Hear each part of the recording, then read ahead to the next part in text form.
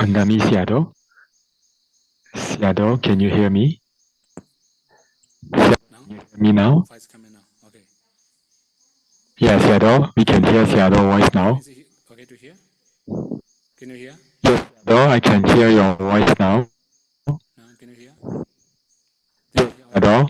It's okay now. Yes, Sayadaw. Okay. Okay, so I don't know how that I have to restart. Right? Okay, spiritual objectives. That means the purpose of practice. If we summarize, we must have the right intention. If we have right intention, we can achieve how we want. Sometimes we have unwholesome mental state, we have bad intention, we cannot achieve how we want. But when we talk about spiritual objectives, we have to start with abhinya, direct knowledge. So it will be very wide. I should elaborate grammatically first. In the Pali words abhinya, there are two, abhi and nya. Abhi means higher, superior. Nya means knowledge. So to achieve superior knowledge, better knowledge, we have to practice. What does it mean, superior knowledge, or better knowledge, or higher knowledge? So we have to know something new. What kind of new things should we know? For example, you may have known the Pali word sankata, conditional, and asankata, unconditional.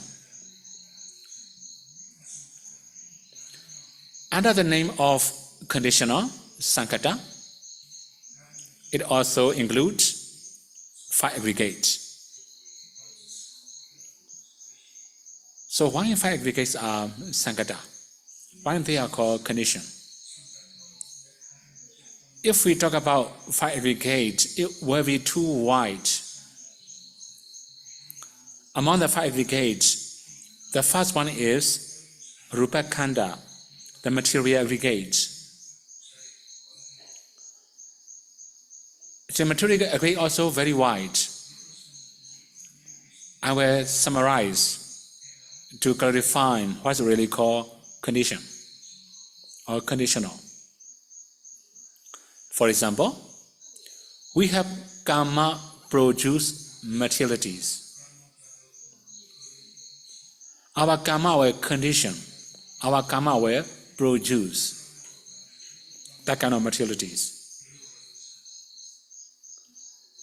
When our karma is weaker and weaker, our karma produce materiality also become weaker and weaker.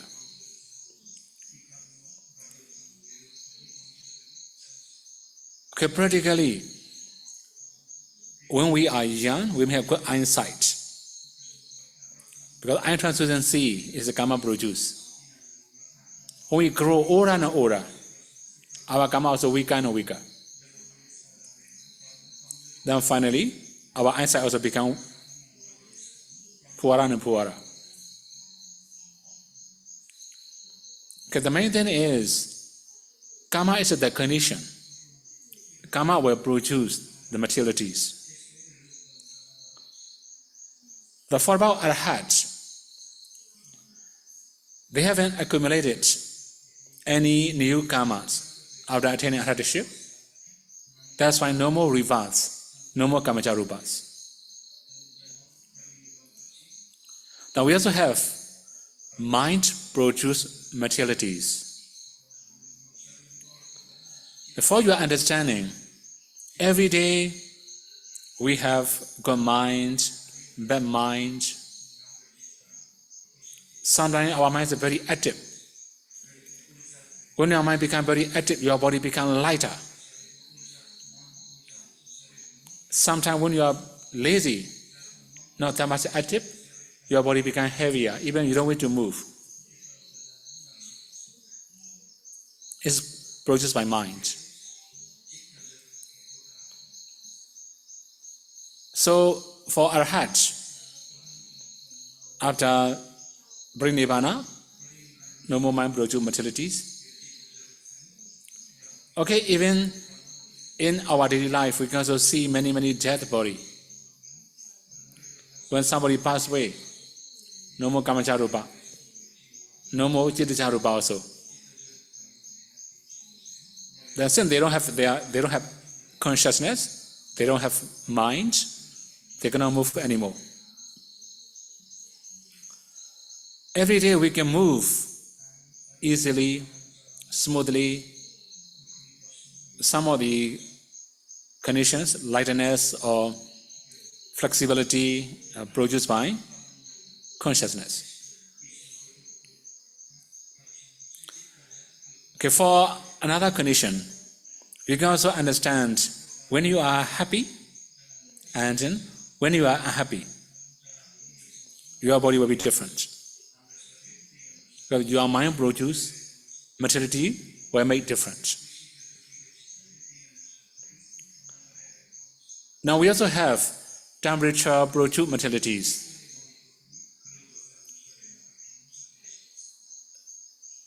We have good weather and bad weather. If it's too cold and then too hot. Actually in Nepal you have both these two weather, right? Too cold, too hot. How do you feel? If it's too cold, you have to use many layers of blanket. If it's too hot, you have to use very thin clothes.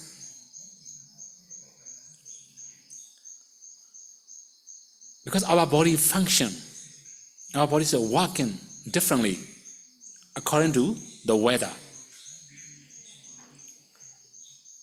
This also temperature produce materialities. It will make our body different. When weather becomes very good, our body becomes very light, very active. When weather becomes very bad, we don't wish to move also. This is produced by weather or temperature. Similarly, nutriment produce materiality in our body. Good nutriment, bad nutriment. So it depends on how we eat every day. Our body will work differently.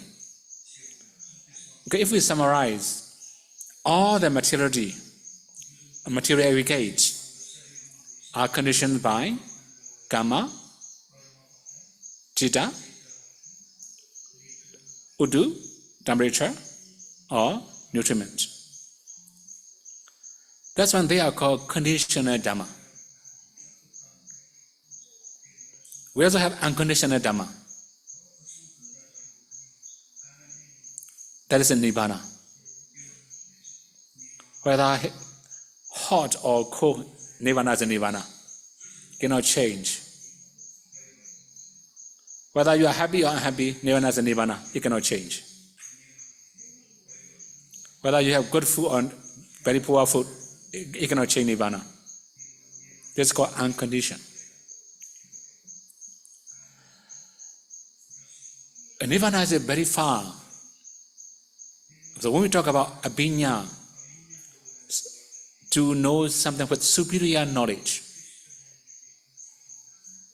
for example, karma produce materialities, we have to know what kind of karma produce then this materiality. What kind of consciousness produces this kind of materiality? What kind of temperature? What kind of nutriment? If we can understand in detail, we can understand deeper. This is called higher knowledge, or better knowledge, or superior knowledge. This is just an example of abhinya. Mostly when we talk about abhinya or abhinyana, people understand psychic power. Of course, second power is also abhinya. Ordinary people cannot attain second power. We must be strong enough to meditate until we can attain attainment. After attaining attainment, we must try many other ways of entering into different jhanas. When we are strong enough, when our concentration becomes powerful enough, then we can attain second power. This is called abhinya. Okay, if we summarize, abhinya means we have to know something with better knowledge, superior knowledge, or higher knowledge. Then we can also understand it cannot be understood or known by ordinary people, ordinary knowledge. It's not common sense. It must come from the practice.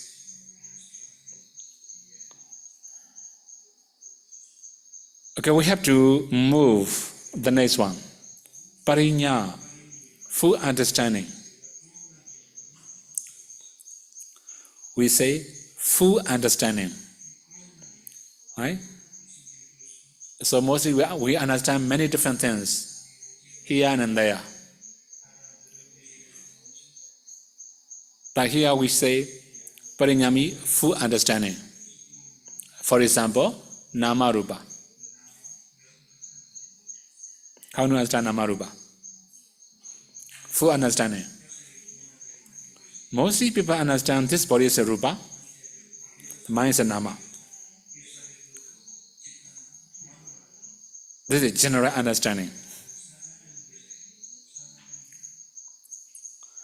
If we say full understanding, it must not be general also. There are many things we have to know. We have to understand everything also. This is called full understanding. Okay, for your information, later we have to talk about all types of mentalities and materialities.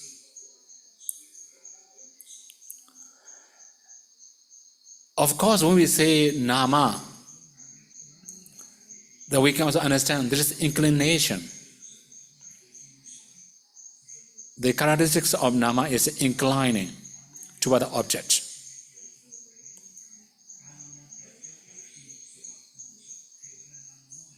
Then similarly, we can also know many other nama. For another name of nama, for example, consciousnesses.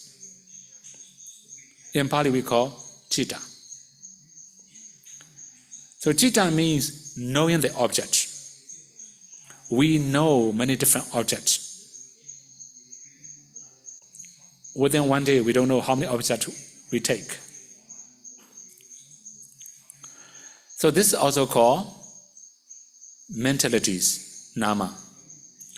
Consciousness also mentalities.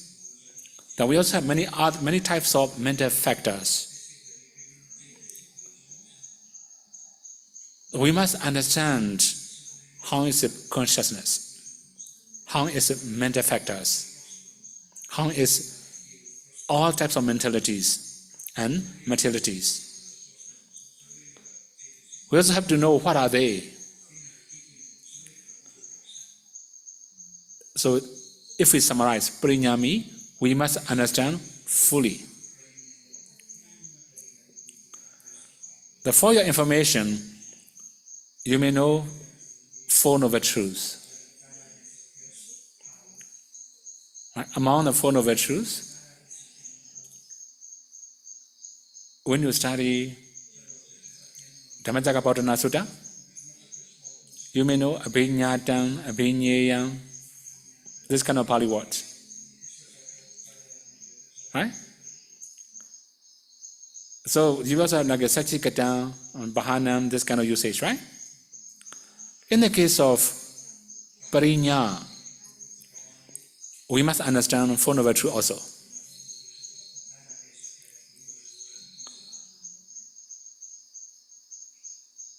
So we have two noble truths for Vipassana. Dukkha Satya, the noble truth of suffering, and Samudaya Satya, the noble truth of the origin of suffering. These two are the object of Vipassana. So for understanding these two, we have the path leading to the cessation of suffering. This is Noble Eightfold Path. So we must understand many things. This is called parinya, full understanding. Again, we have another one, parikaya, complete destruction. Of course, when we say complete destruction, that means Nibbana. Right? When we attain Nibbana, no more nama, no more rupa, no more defilements, no more agusala, no more kusala also. This is called parikaya, complete destruction. Then another one, pahana, abandoning.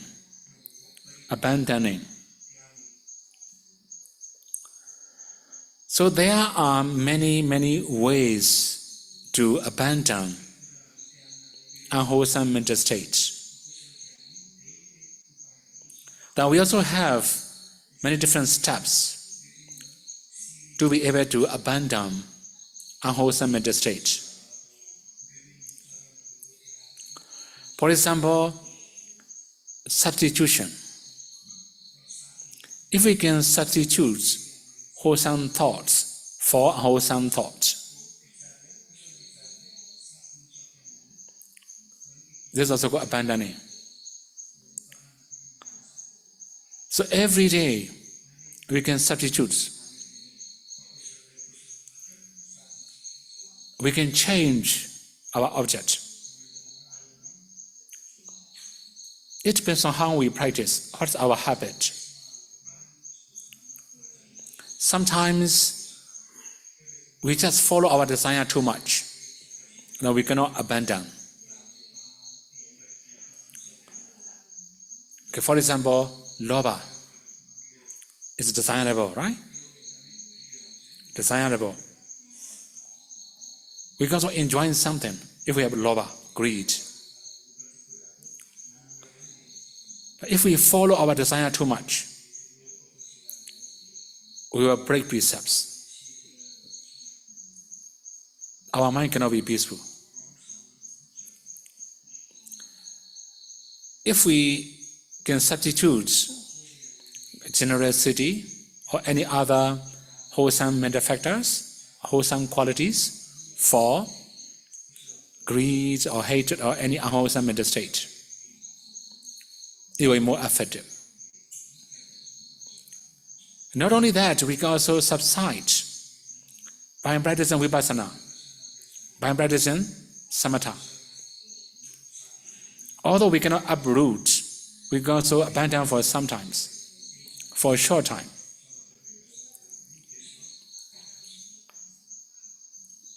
For example, when we get angry, we just radiate metta. When we have a lot of worry, anxiety, fear, depression, we radiate metta. We can subside the defilements. Then similarly, when we are greedy, we can also change our perception to subside the defilements, such as recollection of repulsiveness. If you have seen dead body, you can also recall. Then you can also recall 32 body parts as repulsive. Not only that, if you have very strong attachment to the food, you can also try recollection of repulsiveness of the food. Last year I have explained something about reversal of the food, right?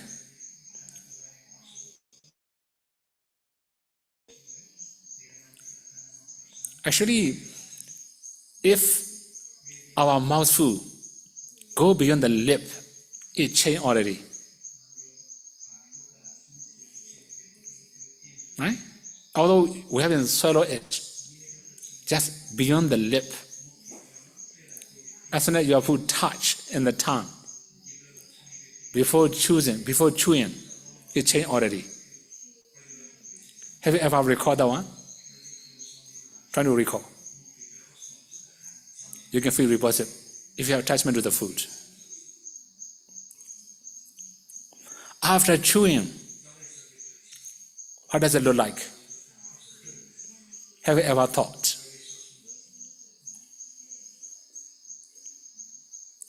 This is just very beginning state of the food. After swallowing, what does it look like? This is the very beginning state of the food again, right? Okay, you may know the last state of the food. Right?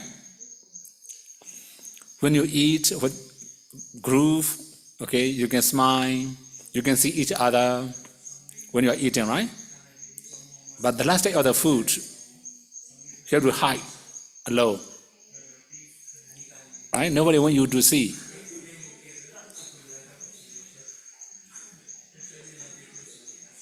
This is the nature of the food. Right? You don't want anybody, right? You to see, right? So that means this is the nature of the food. Actually, there are many other processes. I just say very beginning of the food and the last condition of the food. You can also imagine how is it changing inside your stomach every single moment. So that means if we have too much attachment, by doing that kind of things, we can also overcome. We can also subside. There's also abandonment.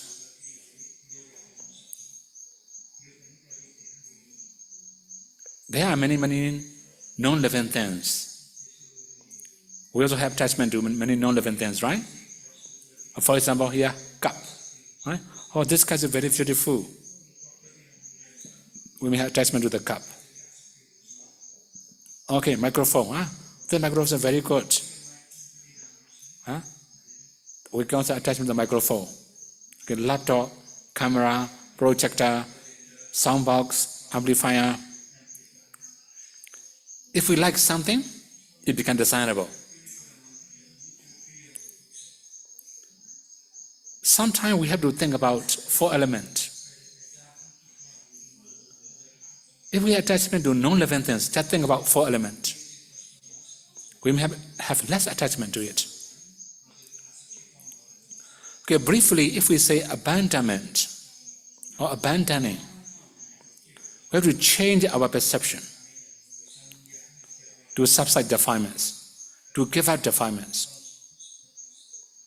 It takes time, but possible. Actually, there are many different levels of abandonment. For example, when we can attain Satapatti Magga, how many defilements are eradicated? You have already know. When we can attain Atthadassī, we can eradicate all types of defilements, subsiding. So path knowledge, fruition knowledge. Also, we can also attain Nibbana. This is totally abandonment, abandoning all defilements. In another name of Pahana, actually there are many explanations. It will be too wide. The main thing is we have to abandon defilements by using many different methods. Okay, now Khaya, extinction. Actually, Khaya also can translate as a decreasing. So mostly when we talk about Khaya, we also understand like a extinction. If we say Asava Khaya, you know already, destructions of taint. That's attaining attitude. If we say extinction, it's totally disappear. If we say Khaya as a decreasing, then you can also understand, right? We have to make weaker and weaker.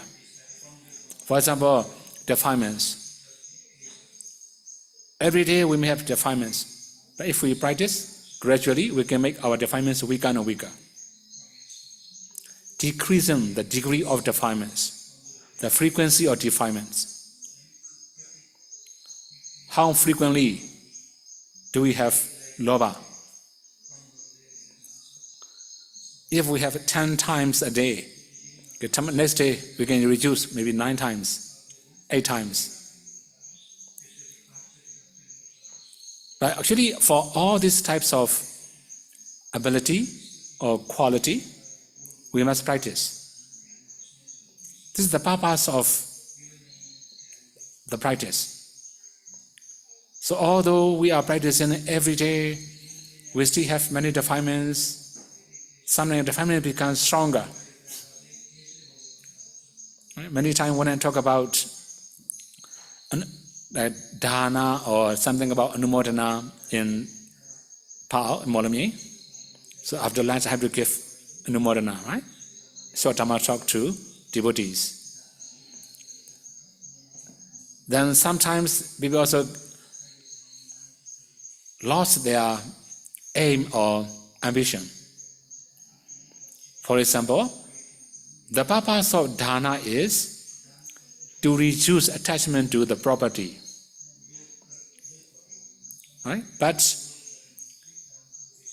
after offering, they become greedier.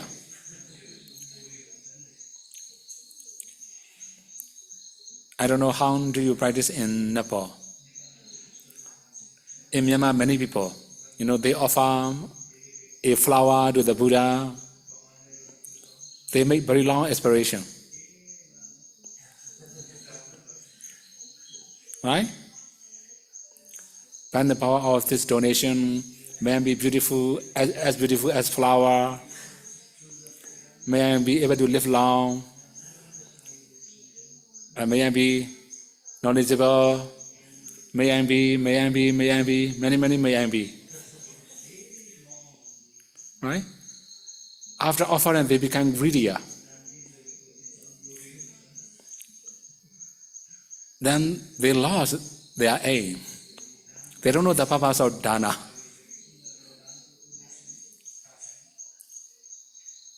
Okay, if we summarize, every day we must be able to decrease defilements.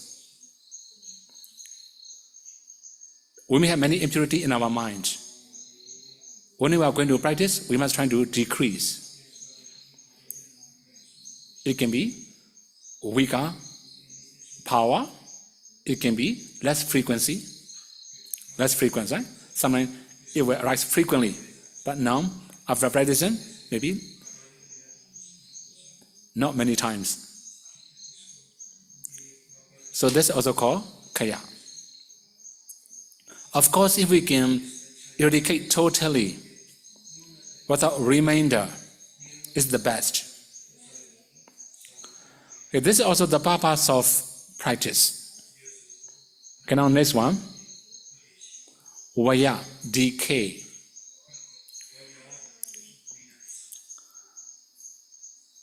So you also have already known Vaya also called perishing. Udaya Vaya. When you study Satipatthana Sutta, you can also find this kind of Pali words. Vaya Dhamma Nubasi. Contemplating cessation. or perishing. There will be many different types of vaya, perishing or cessations or anything, right? We can also say decay. So there will be many different types of vaya. Okay, I will summarize. Upada vaya. Upada vaya means we can subside or temporarily it will perish. But it can arise again in the future when there's some supporting condition. This is called upada vaya. For example, now when you are listening to the Dhamma Talk, you may not have a greed, hatred, or delusions or anything. But in daily life, it can arise again. Temporarily, it perish. It can arise anytime. This is called upadavaya. Anupadavaya, complete cessation. That means after perishing, no more rising. Mostly when we can take hardship, we have that kind of power. This is also called vaya. Okay, now again, viraga, dispassion.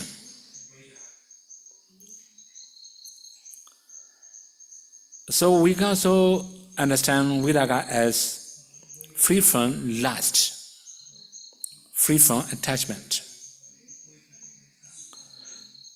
Then we can also understand viraga as a cessation again. This is also the name of nibbana.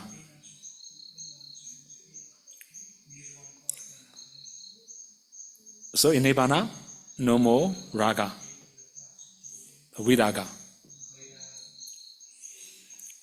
Actually, when we analyze the viraga according to grammar, we is equal to vikata. Vikata means absence or disappearance, right? Raga means lust or attachment.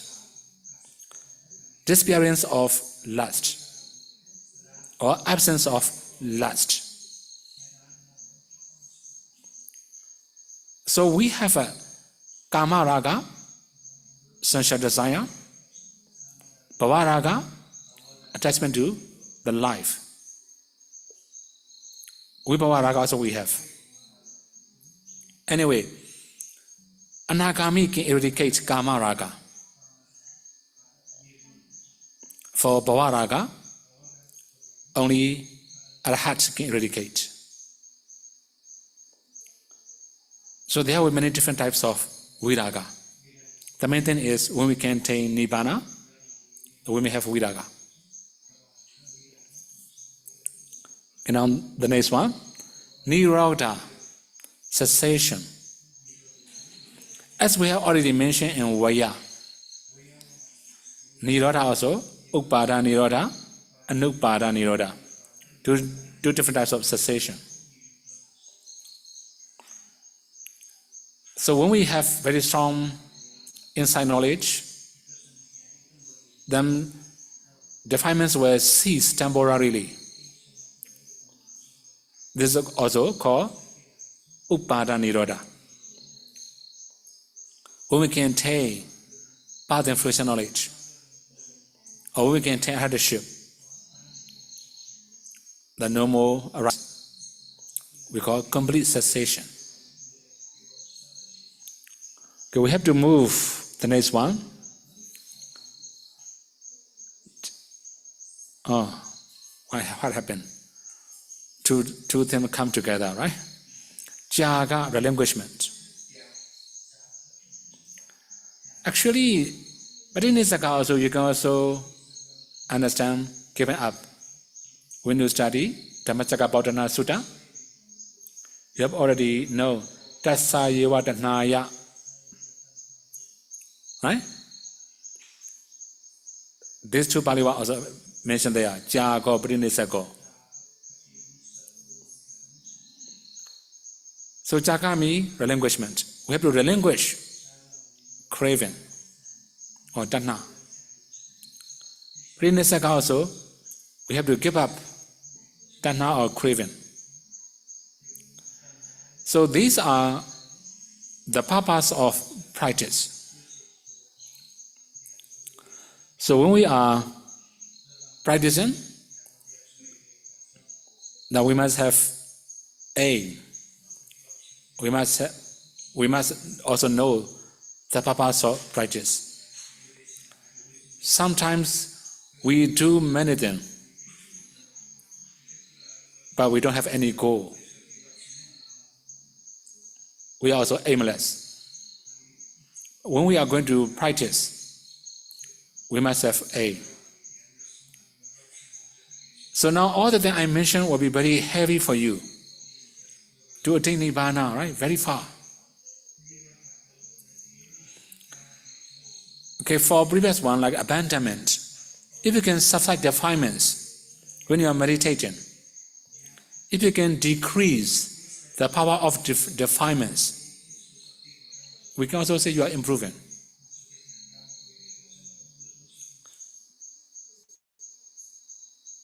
So, yes, improvement according to the list here. Okay, we have to move the next one. The classifications of attainment in accordance with practice. So we have to understand 4 types of practice. Now we have to check what kind of practitioner we are also. The first one, dukkha paribara danda pinya. Practicing with difficulty, attainment also slowly. Sluggish attainment. Dukkha paribara means practicing with difficulty. So you can also practically experience how difficult it is. What kind of difficulty? Okay, you can count how many difficulties you have when you are meditating now.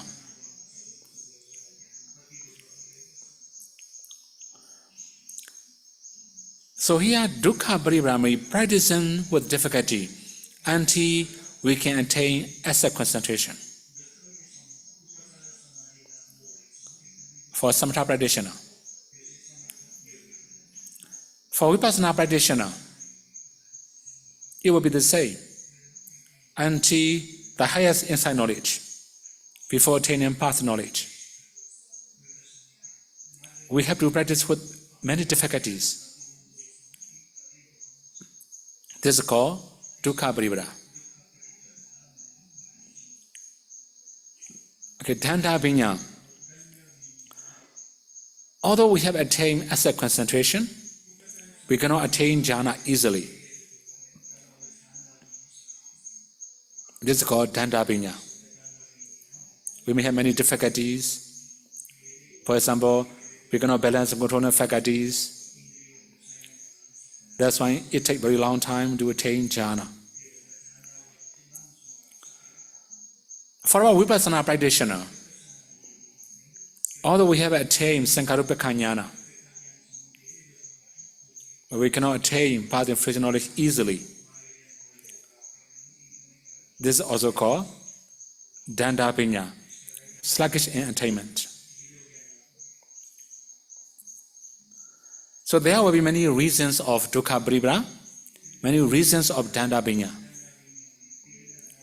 Later I have to elaborate a few more. And we have to move the next one.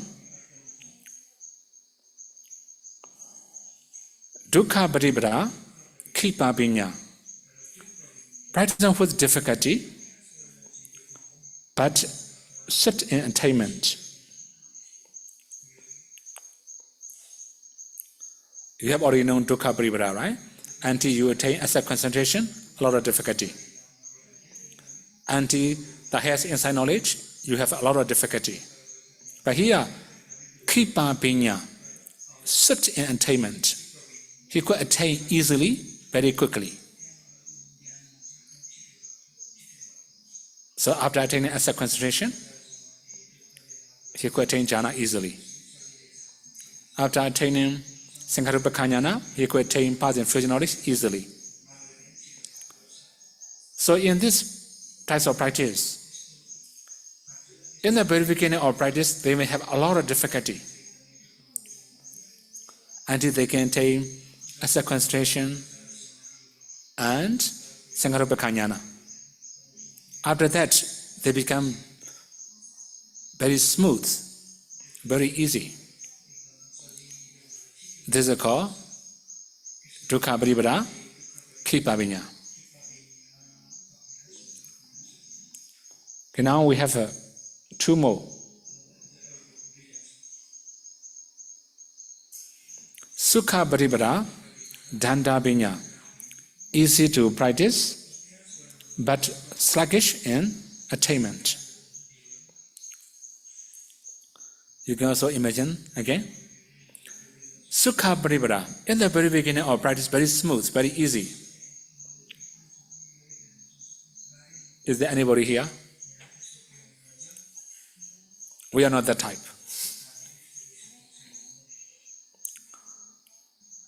So that means we can attain asset concentration easily, smoothly, within one single sitting.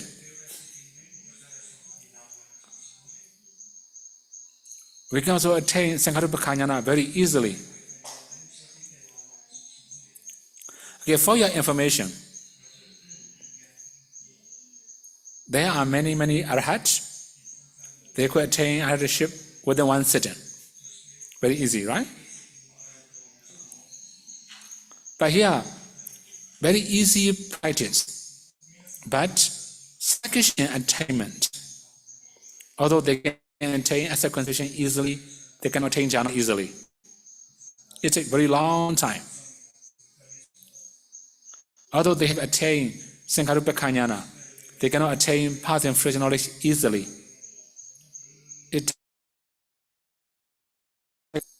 This is called Sukha Paribhara Danda Vinya. Mostly we will be the first two types. We cannot be the third one. The last one will be very far. That is it. Sukha Paribhara Kripa Vinya. Easy to practice and such an attainment. Special people have this kind of power. This is not for ordinary people.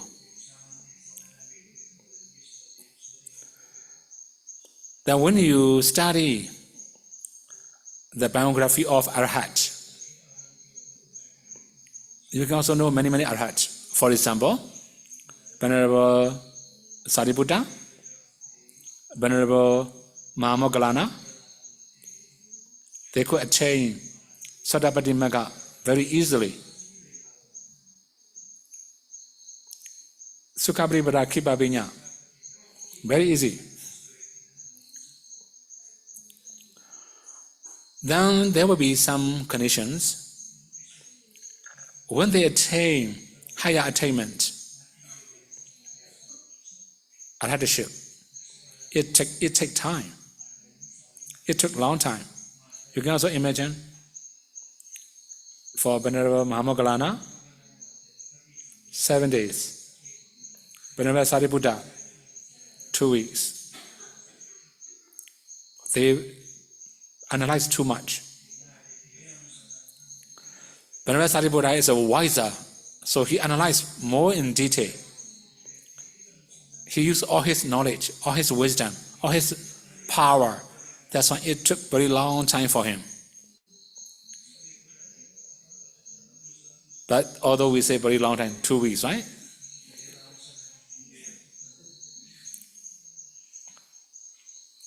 It's 2 weeks for him.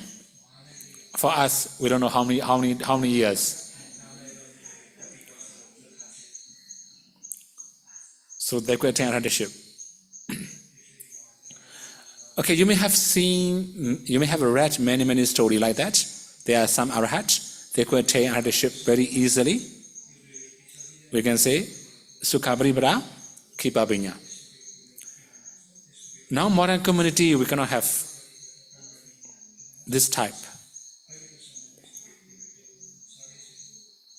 This because we have very limited inclination toward meditation. Right? Very few people are interested in meditation. You can also imagine. Even when we are meditating also, we have many other interesting things. Practically, when you see the light, interesting, right? Very interesting. Your mind will go to the light, fade away. When you have rapture, joy, then you also excited, right? You are also very interesting. Your mind will go to that kind of pleasant feeling, fade away. So now modern community, many people enjoy meditation.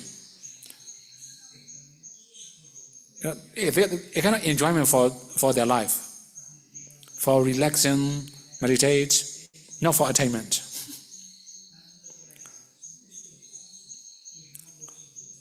Okay, the main thing is, according to different conditions, we may have different practitioners, then we also have different attainment. Actually, I have already made slideshow, the different conditions of dukkha paribhara and dandapinya. So I have to elaborate later maybe, right? Today we may not have enough time. Okay, briefly, we all are practicing. Then we have to know what types of practitioner we are. If we are interested in many other things more than meditation, it will become slower. Although we are interested in meditation, but our interest is not right. We have improper interest. Interested in rapture, joy, tranquility, peacefulness, for relaxing,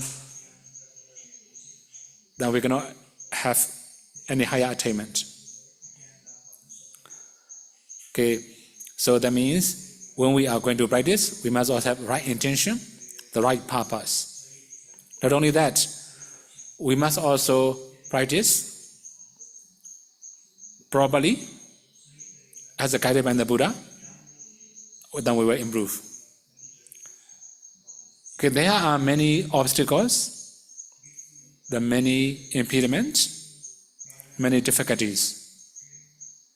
Without overcoming difficulties, we cannot improve. Then we must remember what kind of difficulties we have in our practice. If we come to know what's the biggest problem, the biggest obstacles, it will be easier for us to improve. I will stop here. May you all be able to practice 3 trainings, and may you all be able to realize final cessation and no suffering.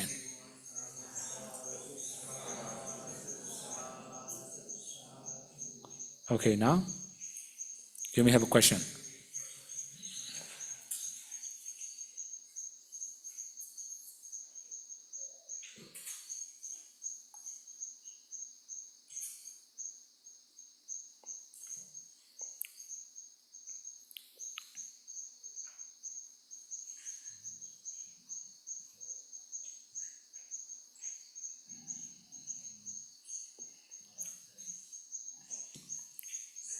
Okay.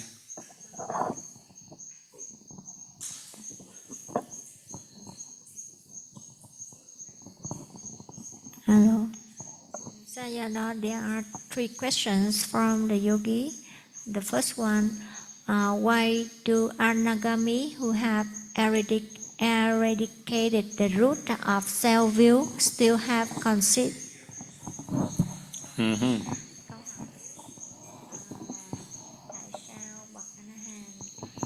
Okay. Conceit and wrong view, identity view, they have different objects, different conditions. For example, identity view come from five aggregate. So we have 20 types of identity view. Okay? All of them come from five aggregate. In the case of mana, conceit, it can be anything. It can be education, wealth, right? There can be many mana, many conceit. Okay, I think yesterday or a few days ago we have already talked about mana. Yesterday maybe we have talked about mana, right? Yathawa mana, ayathawa mana. I have already mentioned. For Sotapanna, they have mana, but not so serious. Their mana is flexible. When they know the truth, they can accept the truth. So ordinary people, sometimes although we know the truth, we are not ready to accept the truth. Right? This is improper mana, poison, toxic in our mind. Okay? Or Sotapanna may not have that kind of mana.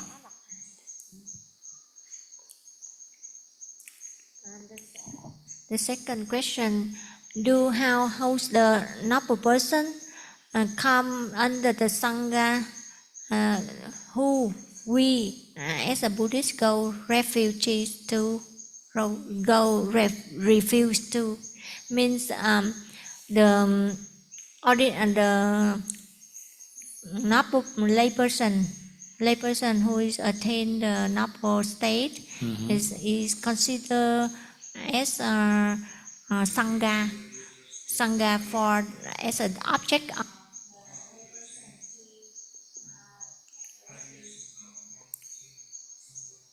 Not quite clear, right?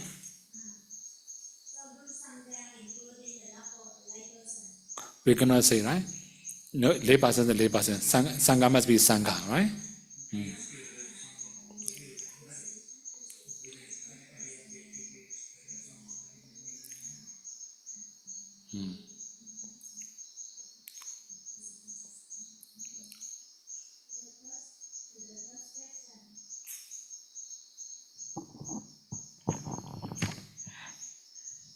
If we could not find Kalyana Metta around us, what should we do? Actually, in this case, we may have different types of Kalyana Mitta. It depends on what you are doing, what you wish to be. For example, if you wish to earn money, you must also have Kalyana Mitta who can guide you how to earn money. Right?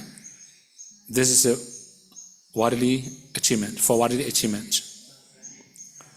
For about spiritual improvement, it depends on what you need. There will be many different types of Kalyana Mitta. For example, if you don't have confidence, then you must have good friends who have very strong confidence. If you are lack of knowledge, you must have knowledgeable friends. Similarly, if you are immoral, you will be moral, then you must have moral friends. Okay, one more thing here. Sometimes, although we have Kalyana Mitta, if we don't want to change, not that much useful. For example, you don't have faith, but you have Kalyana Mitta who had a very strong faith. If you don't follow their footstep, or if you cannot get his guidance, not that much useful. Right? So that means Kalyana can be many different interpretation according to what you need. If you want to attain path and fruition knowledge, sure, you must learn from somebody who can guide you until you can attain path and fruition knowledge. Okay?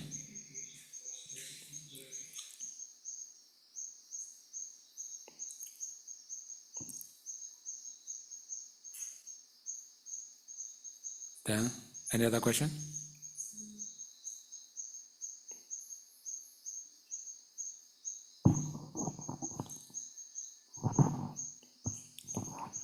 Dạ, bạch Ngài, con đọc trong một số bài kinh thì có nói là một vị mà chưa xuất gia đó thì khi mà đã chứng A-la-hán rồi á, thì sau 7 ngày nếu mà không xuất gia thì vị ấy sẽ nhập Niết Bàn. Cho con hỏi tại sao lại như vậy?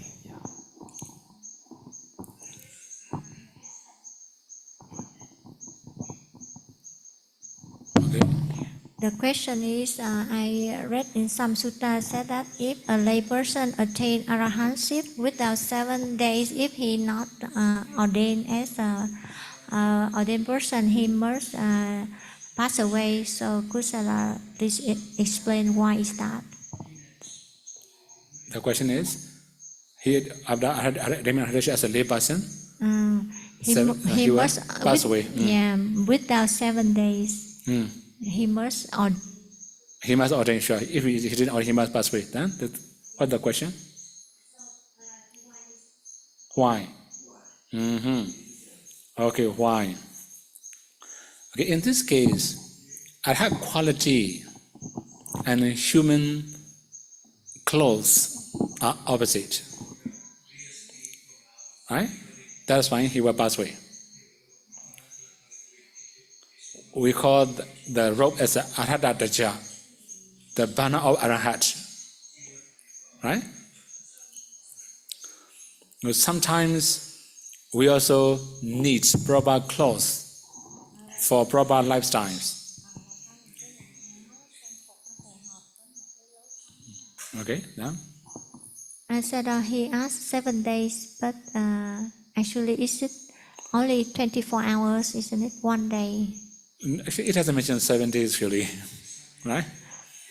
So how in the text mentioned 1 day or It doesn't mention 1 day or 7 days, right? Oh, really? Okay, that means it just mentioned like after then adultship, if they don't, or if they are not ready to ordain, then they will pass away. We have that kind of statement, right?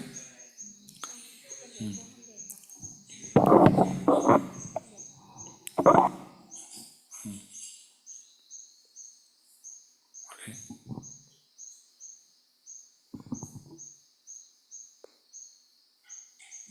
Okay.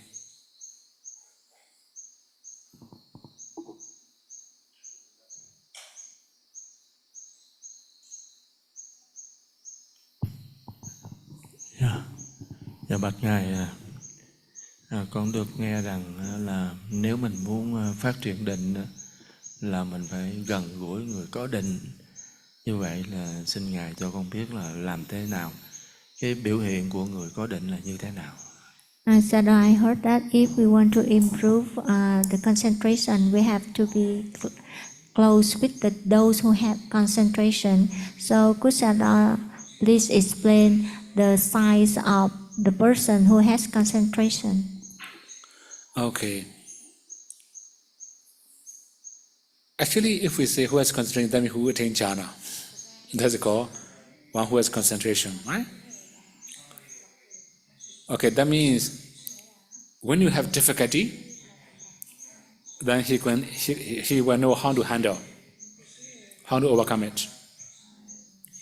But he has experience already. That's why you may need concentrated pranamita to develop your concentration. So for sign of good concentration, actually later I have to explain what is really called concentration and how many steps, what are they, what are the quality. There are many information. It will be too wide.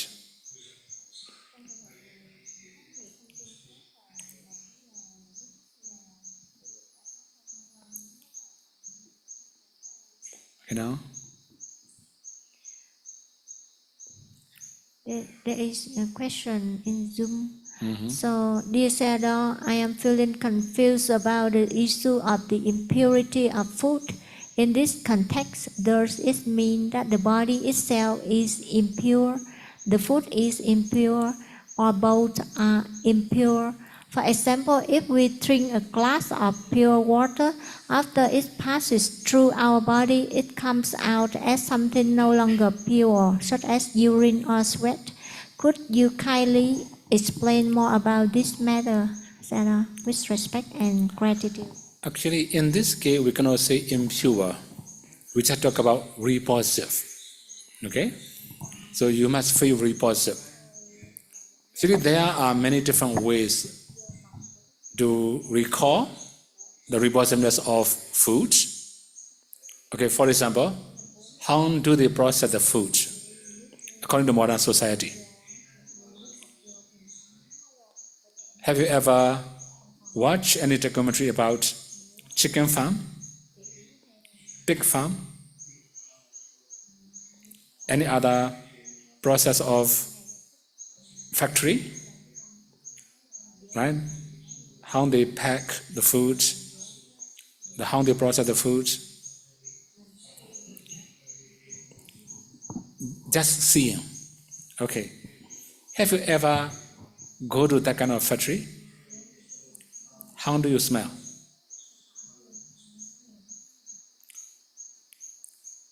I have been to some farm, right?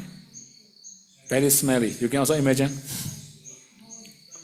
Okay, have you ever been to factory, processing meat or something? Then how do you smell? Okay, that means we have to know how it comes from, how it is processed. Just example. It doesn't mean impure. That means according to the smell, how it produced, then it becomes repulsive. Of course, food in the plate, food in the cup will be very nice. It smells very good, right? Before cooking, how do you smell? Okay, for example, fish. Before cooking, how do you smell? After cooking, how do you smell? The next day, how do you smell?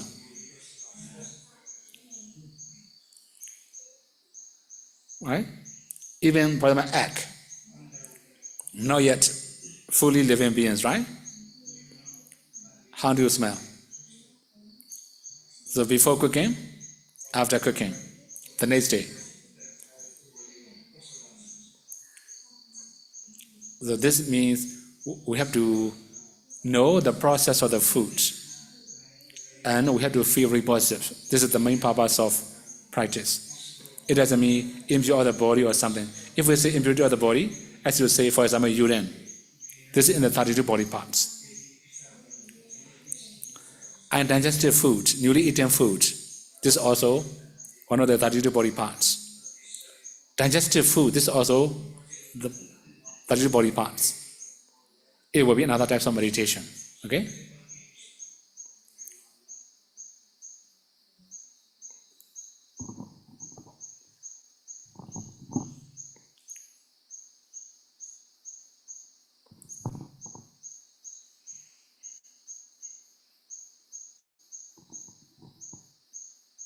Oh, no more question. On Zoom, there is question.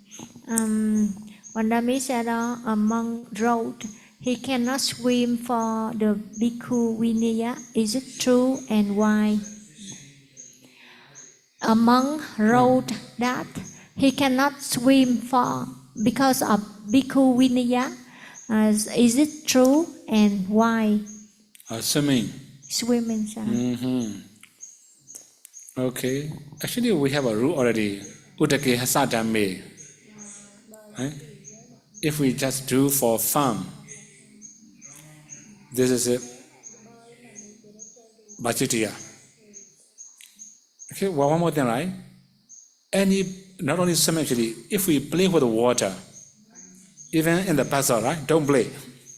If we play, this is also offense. We must not play water, right? This is like a layperson behavior, layperson manner. We must not do anything for fun. Okay?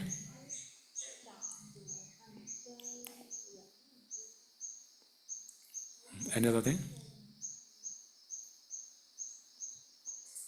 The next question on Zoom: why doing anapanasati when the concentration is good? Sometimes I feel like I am continuously falling in space. What is this feeling? Is it a good sign? Still, okay, we get the tranquility, right? Actually, when you have a little bit better concentration, or when you have a calmness of the mind, don't follow it. Don't follow the calmness of the mind too much. You must keep knowing breathing. Sometimes we like pleasant feeling. We also like calmness, as you say, stillness, right? Still. So when you follow that kind of things, your effort will become weaker. Finally, you cannot know the object clearly. So experiencing calmness, tranquility, this is a good sign. If you follow it, there will be better result. Okay?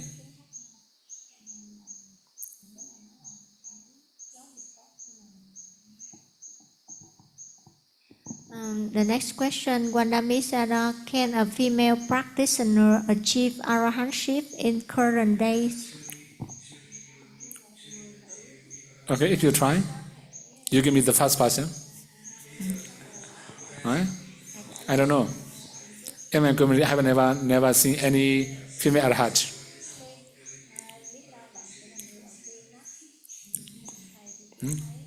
Okay, so now, challenge yourself. Do attain arahatship, right? Next one.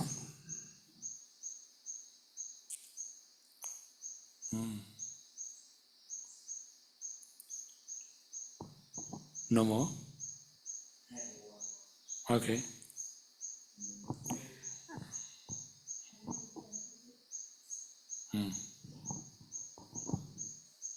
Okay. There is one question, it's quite long, explaining a lot. Vandami Sayadaw, today is Mother's Day and I observed the practice of Vikala Bhojana today, but it would not be suitable for my mother to follow the same rule due to her age and her health. So how can I cultivate the wisdom to always make the right judgments and decisions in daily life? So this is her first question, sir. Right decision. Right, this is a big question also, right? So what kind of decision do you want to make? It depends. Right?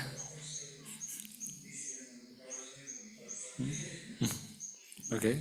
Another question, is it appropriate to pray for good health and prosperity for my non-Buddhist relatives?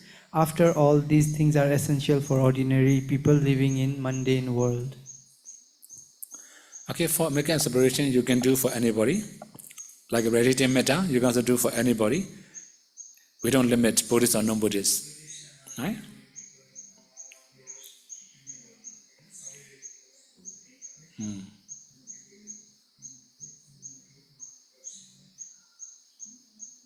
Yeah?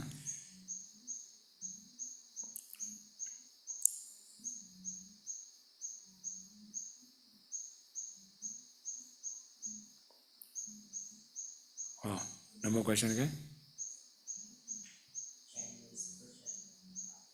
Oh, Chinese question. Vandami Sayadaw, this question is a bit weird. She asked, in the text, is there any records about the height of our Gautama Buddha? The height of Gautama Buddha. Yes, Sayadaw. Actually, it mentions Atthadassī Veda, right? We have that kind of statement, right? Atthadassī means 18. Hatha means hand. Okay, we also have many different measurements. According to one of Myanmar scholar, it mentioned Buddha is at 9 feet height. Very high, right? Very tall.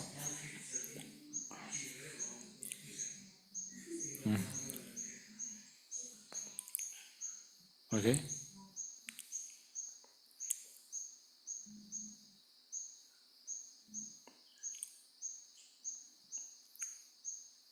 Okay, now no more question. Okay, now we should share merit, right? Nearly 9 o'clock. Etavadaja amehi Sambadam bunya sambaram Sabbe deva numodandu Sabbe buddha numodandu Sabbe saddha numodandu Sabba sambati siriya Idame nyadinam hotu Sukhita hondu nyadeyo Idame nyadinam hotu Sukhita hondu nyadeyo Idame bunyam Asawakaya Waham hotu Idame bunyam Nibbanasa Pachayo Hodu Mama Bunya Bhagam Sabba Satanam Bhajami Te Sabhe Me Samam Bunya Bhagam Lavantu Sadhu Sadhu Sadhu